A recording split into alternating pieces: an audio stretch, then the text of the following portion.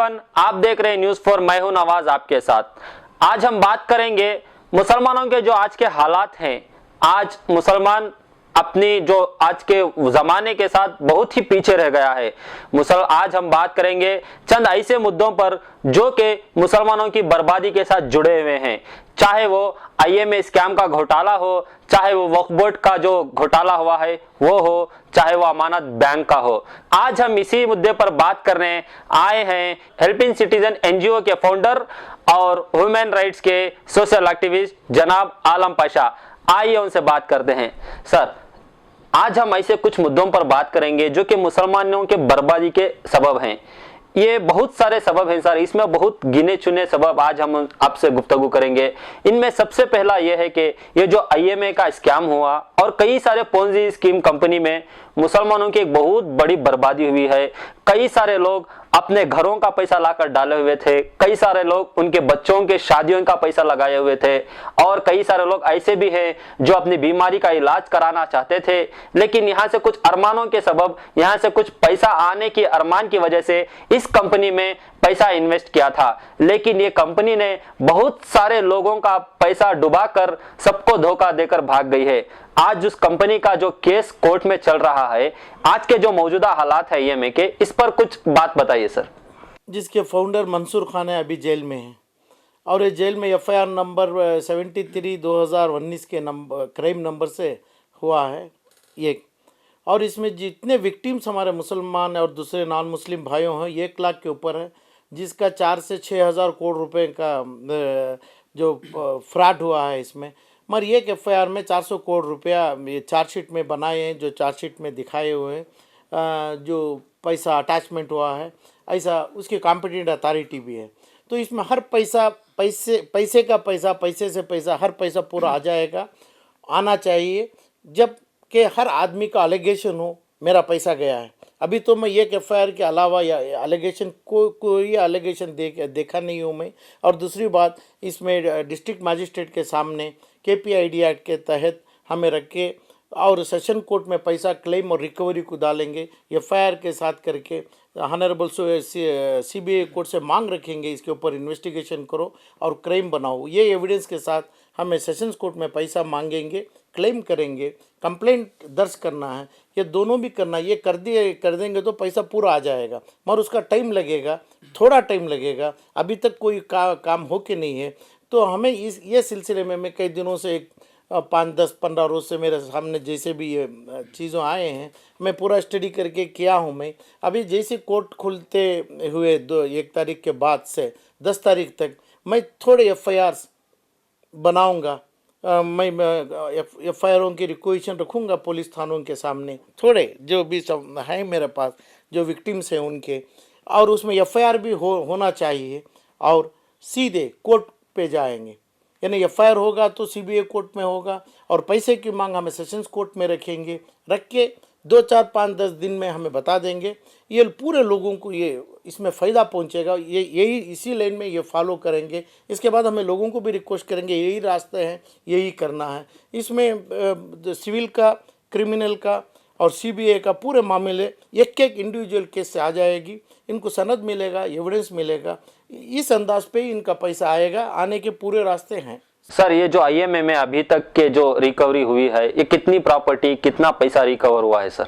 Recovery नहीं, attachment हुई 300-400 करोड़ रुपए का अटैचमेंट होगा, मगर इसमें का तो स्कैम और फ्रॉड 4 से 6 हज़ार करोड़ का, 300-400 करोड़ से कुछ होने का नहीं है। इसलिए जितने एफआईआर बढ़ेंगे, इतनी प्रॉपर्टी इन किधर किधर रखे हैं, ये तो इन्वेस्टिगेशन करेगी डिपार्टमेंट, किधर किधर कहाँ पे है। क्या दुबई में गए थे, दुबई में है क्या? इधर पे इमामों के मस्जिदों में रखा है इन्होंने पैसा, क्या मदरसों में रखा है, सियासतदान के मंत्रियों के घर में रखा है? ये पूरा जब बाहर आएगा एफआईआर बढ़ने से, तब उसका अटैचमेंट होगा, उसका अटैचमेंट तब होगा। अभी तो 5% भी अटैचमेंट ऑफ प्रॉपर्टी नहीं हुआ है, अभी 90% उसके पास है, जो उन्हें छुपा के रखा है पैसा। जी सर, जब ये कंपनी जब बंद हुई थी, जब लोगों ने कई सारे एफआईआर कराए थे, क्या उसी एफआईआर के बिना पर सीबीआई की जांच की जाएगी या फिर से नए एफआईआर होने चाहिए, या किस तरह करें ये एफआईआर? नहीं, प्रॉपर टाइम से proper public, proper victim, proper police इनको पूरी मदद करिए कि भाई इनको एक्नॉलेजमेंट दिया गया है कि भाई ये 73 एफआईआर में आपको भी जोड़ के हम काम कर लेंगे। मगर चार्जशीट में जो है इतने लाख आदमी को भी, जो लाख बोल रहा हूँ मैं, उसमें जैसे लिए हैं, क्या एविडेंस से लिए हैं, विटनेस से लिए हैं, उससे काम नहीं होगा। काम अलिगेशंस पे होता है, चार्जेस होता है, उसके ऊपर चार्जशीट में ये करते हैं। जो सीबीआई कोर्ट का ऑर्डर होगा कि भाई हमें चार्जेस किया, उसके ऊपर ट्रायल जारी करो। जब तक जो करना है वो उसके लिए एक ही एफआईआर ही ज़रूरी है। वो एफआईआर फिर दोबारा वो कर लेंगे, मगर जो अभी करे हैं इनका रिकॉर्ड रहेगा। जो कंप्लेंट हर आदमी दिए हैं, विक्टिम नहीं भी दिए हैं, उन्होंने देने से ये रिकॉर्ड के तहत एफआईआर बनेगा। एफआईआर बनाएंगे, एफआईआर के ऊपर सीबीआई कोर्ट के सामने रखेंगे, इसके ऊपर चार्ज फ्रेम करो।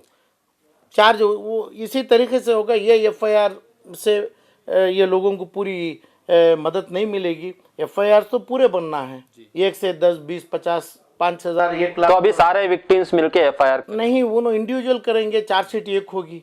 ये तो कोर्ट की कार्रवाई है, कोर्ट इसमें पूरे अलग अलग भी करेंगे या एक मेरे करेंगी। मगर हमारा एलिगेशन, अब मैं तो पहले भी ऐसे बोल रहा हूँ, मैं तो एक ज्वेल में डाला हूँ, रियल एस्टेट कंपनी में डाला हूँ, क्रेडिट कोऑपरेटिव सोसाइटी में डाला हूँ, इनके दूसरे पास से दूसरे बिजनेस को दिया हूँ, पार्टनरशिप में किया, ऐसे 5, 7, 8, 10, 12 फोरम में, उनके फर्म्स में अलग अलग दिया हूँ। एक ही सब्जेक्ट नहीं हुआ है, तो उसी अंदाज पे ये पूरा लिखा जाएगा जो एक एक एफआईआर में, तभी उसके तहत उसकी इन्वेस्टिगेशन होगी। इन्वेस्टिगेशन के पहले कोर्ट में दाखिल होगा ये एफआईआर, और उसको फिर भी करेगी तो एक जो कॉम्पिटेंट जुरिस्डिक्शन पुलिस थाने में एफआईआर होगी, उसको सीबीआई से हुकूमत से दिया जाएगा। ये देना पड़ेगा, हुकूमत का ऑर्डर चाहिए, यानी जो भी कर्नाटक यानी गवर्नमेंट ऑर्डर करेगी इसको सीबीआई के हवाले करो, इसके बाद ये तमाम होगा। ये हो जाएगा। ये तो हमें एक 8, 10, 15 रोज़ में हम करवा के, जो मेरे खुद भी हैं थोड़े, इसमें करवा के ये पूरे लोगों को, पूरे आपके नाज़रीनों को मैं बताऊंगा, यही तरीका है, आप कर लो करके। सर, ये कंपनी को बंद हुए तकरीबन 2-3 साल के ऊपर का वक्त हो गया है, लेकिन अभी तक इसमें जांच चल रही है। और कितने दिन चलेगा सर केस? ये कब इनको मुआवजा मिलेगा, कितना % मिलेगा और कितने % इम्कान है कि इनको मुआवजा मिलेगा ही जरूर? जांच में तो 100% डाले हैं, तो ये समझो वही 4 से 6,000 करोड़ है। 4 से 6,000 करोड़ भी मिलना चाहिए, वो पूरा पैसा है, पैसा किधर भी नहीं गया। मगर उसके खिलाफ एलिगेशन के तहत उसका प्रॉपर्टी अटैचमेंट करना, जिसके साथ अब पहले जिसके नाम आप बोले, उन्होंने जिस जगह पैसा रखे हैं, कौन जो इसमें जो मुंजिम है, अक्यूज है, ये जो बोले थे, अभी एक का भी नाम नहीं है, एक का भी पैसा नहीं। क्यों सर, क्यों नहीं हुआ अभी तक उनसे रिकवर? डेवलपमेंट यही हुआ है, जो पूरी तरह से डेवलपमेंट आया, मेरा पैसा इधर था, अभी पूरा कम हो गया, क्योंकि क्लेम कानूनी तौर से इनका क्लेम कम है, क्लेम कम है। अब आगे वाला इनका जो ये अक्यूज मंसूर खान का एडवोकेट बोलेगा, तो ये एक एफआईआर से, एक एलिगेशन से जितना पैसा, इसका ही हम जवाब देंगे, हम करेंगे, दूसरी चीज़ का नहीं है। तो यहाँ वहाँ पे हमारा ट्रायल नहीं होता, ट्रायल की मांग है मेरी, है ना। हर चीज़ का एक ही फैसला ट्रायल है, कोर्ट है, और इन्वेस्टिगेशन है, उसके पुलिस है। ये दोनों नहीं हो तो कुछ भी नहीं होता है। ये दोनों के साथ ही उसको आगे वाले को जेल होगी, सज़ा होगी, उसके प्रॉपर्टी को अटैचमेंट होगी, नहीं तो 2 महीने या 2 दिन या 10 दिन या 1 साल में उन्हें बरी हो जाएगा, उन्हें वही होगा। तो इसलिए पूरे चार्जेस के साथ पूरे को ट्रायल होना चाहिए। ट्रायल करवाने जो चंद केसों को लेके अभी हम कर रहे हैं, ऐसे ही पूरों को लागू हो जाएगा। ये लोगों से मैं भी रिक्वेस्ट करूंगा, यही तरीका फॉलो करो, दूसरा तरीका है ही नहीं करके। क्या जो इन्वेस्टर्स हैं वो उम्मीद लगा सकते हैं कि उनको पूरा पैसा मिलेगा या 50% पैसा मिलेगा? कितना % पैसा मिलेगा? 50, 20, 10 ऐसी नहीं है। कोई इन्वेस्टर भीख मांगने का नहीं है। जो पैसा डाला है 10 लाख, 5 लाख, पूरी पैसा लेना है। उसका पैसे का ऑर्डर कोर्ट करेंगे। कोर्ट जो है सेशंस कोर्ट यानी स्पेशल कोर्ट है, 10 लाख रुपए दिया है, सही है।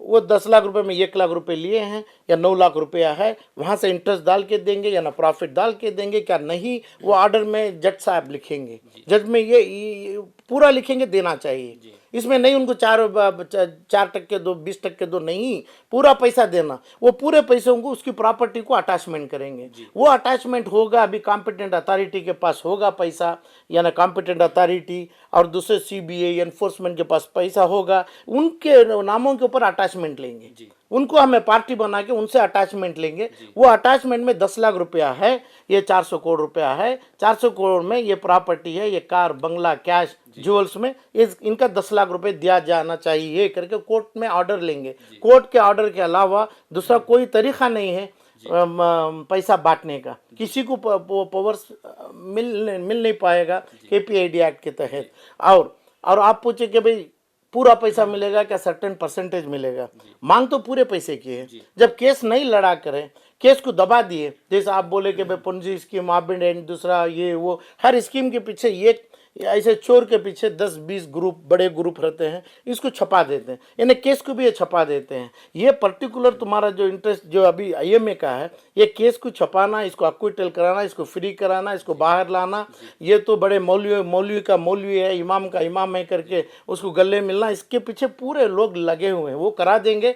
जब तक इन्वेस्टर सही होंगे तो सही क्लेम कोर्टों के सामने करें, ग्रुपों के नहीं, सियासतदानों के सामने नहीं, उनके अपने ग्रुपों के सामने नहीं, कोर्टों के सामने अपनी विनती करना, अपनी पिटीशन रखना, कानूनी तौर से पिटीशन रखना और पुलिस के सामने रखना, ये इन्वेस्टिगेशन करना, ये मेरा एलिगेशन है। अभी एलिगेशन ही नहीं दिए, एलिगेशन रिकॉर्ड ही नहीं हुआ है इनका, और कोर्ट में चला ही नहीं। जो क्लेम जिस जगह लेते हैं, क्लेम के नाम से अभी लोग बोल रहे हैं, क्लेम फार्म बोलते हैं। क्लेम फार्म जब होता है, क्लेम फॉर्म, ये तो बड़ी बड़ी बात है। क्लेम फॉर्म का मतलब है पहले कंप्लेंट दर्ज करना है, कंप्लेंट के साथ क्लेम होता है। कंप्लेंट पुलिस में जो करता है वो कंप्लेंट नहीं है, वो एलिगेशन है। कंप्लेंट करते हैं हमें डिस्ट्रिक्ट मैजिस्ट्रेट के सामने, वहाँ से हमें यानी हाई कोर्ट हो, यानी स्पेशल कोर्ट हो, यानी सेशन कोर्ट हो, वहाँ से हमारा पैसे का क्लेम होगा। क्लेम और कंप्लेंट के साथ, कंप्लेंट के साथ हमारा क्लेम होगा।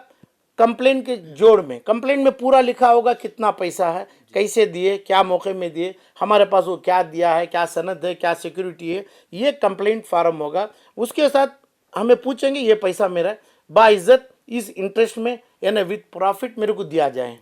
तो ये अंदाज पे ही होता है। Claim form, special claim form बगैर कंप्लेंट के हो नहीं पाता है। उसके ऊपर कोर्ट्स को इतना सनद नहीं मिलेगा। कानून में KPID एक्ट के तहत सेक्शन 3 करके वो जो भी इसमें है वो डिटेल है, वो तो पूरे लॉ फर्म जितने भी हैं उनको पता है। सेक्शन 3 के तहत हमें पहले मैजिस्ट्रेट से लेंगे, डिस्ट्रिक्ट मैजिस्ट्रेट से लेंगे, और इसमें जो अपॉइंट किए हैं वो स्पेशल कोर्ट से लेंगे पैसा। और क्लेम और हमारी रिकवरी और कंप्लेंट तमाम एक ही जगह होगा, सिर्फ क्लेम नहीं होगा। तो इस रिपोर्ट के साथ मैं नवाज पाशा, न्यूज़ 4 बैंगलोर।